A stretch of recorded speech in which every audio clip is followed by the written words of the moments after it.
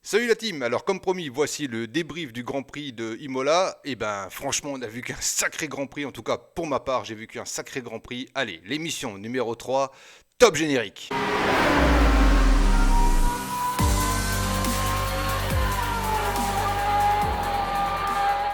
Allez, c'est parti pour le débrief du Grand Prix de Imola. Alors on va commencer par les qualifs.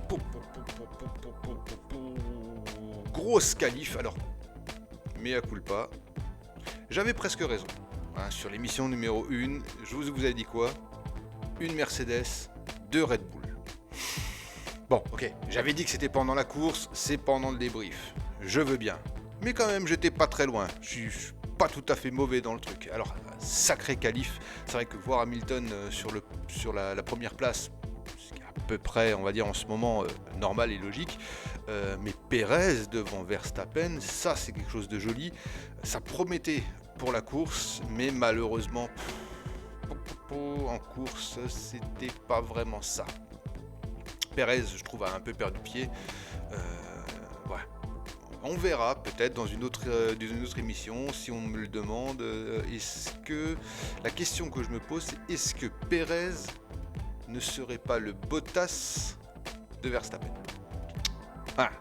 Est-ce que il a vraiment de quoi venir titiller Bottas et venir titiller les Mercedes, ou est-ce qu'il va aller chercher trop loin, il surpilote et il fait des bêtises un peu à la Bottas qui pourrait être éventuellement, s'il faisait moins de bêtises, un peu mieux classé. Voilà. Par contre, la course.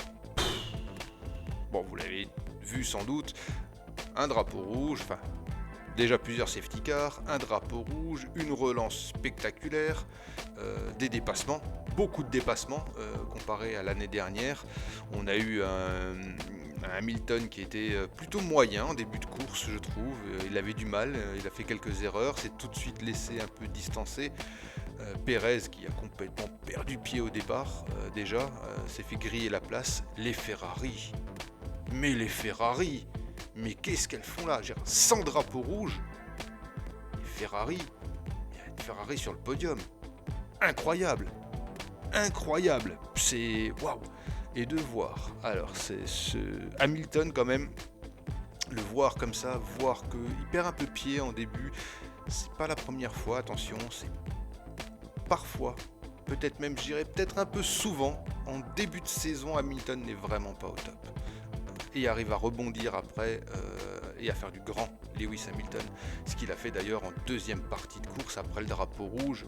Il a réussi, il est remonté, il a réussi à faire du grand Hamilton.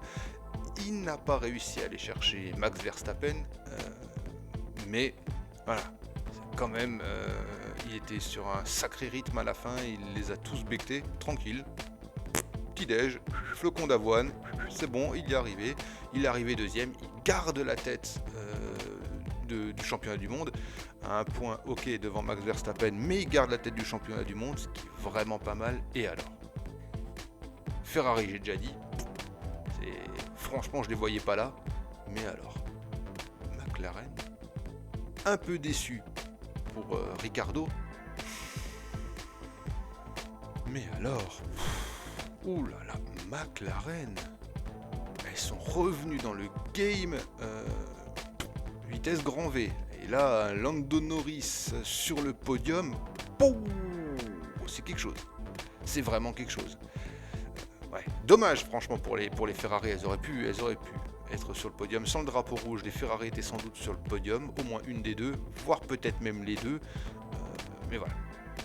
C'est un peu dommage. Sinon, très très belle course, plein de rebondissements. Si vous ne l'avez pas vu, je vous laisse tranquille la voir. Si vous voulez plus de débriefs, n'hésitez pas. Il y a plein de chaînes qui vont en parler peut-être un peu plus longtemps que moi, qui vont faire des débriefs un peu plus poussés. Par contre, voilà. Et ce que je trouve très intéressant pour la suite du championnat, c'est aussi de voir qu'on a beaucoup de voitures qui peuvent se battre pour arriver non seulement à monter du midfield vers la tête, mais vraiment se battre maintenant. On va commencer à voir des voitures qui peuvent un peu plus se battre pour gagner, ce qui serait vraiment bien. Et voilà, ça promet vraiment. Alors, j'en ai fini de la vidéo. Avant de vous dire au revoir et de vous dire à la prochaine, je vous dis juste d'aller voir une chaîne que je regarde en ce moment et qui a plusieurs vidéos sur le même sujet, qui est Le Circuit. D'ailleurs, je vous mets le lien en descriptif, hein. C'est pas du tout un ami, je le connais pas, mais j'aime beaucoup son travail. Et puis je vous invite à le découvrir. Franchement, là, il est en train de faire toute une rétrospective sur comment est née la Formule 1 avec la FIA, la FIA, machin. Enfin, allez voir ses vidéos, elles sont vraiment géniales. C'est très bien expliqué, c'est très bien fait. Le Circuit, lien en description. Moi, je vous dis à la prochaine. Et ben, ce sera dans 15 jours, Portimao, et peut-être une vidéo avant. Ça va dépendre.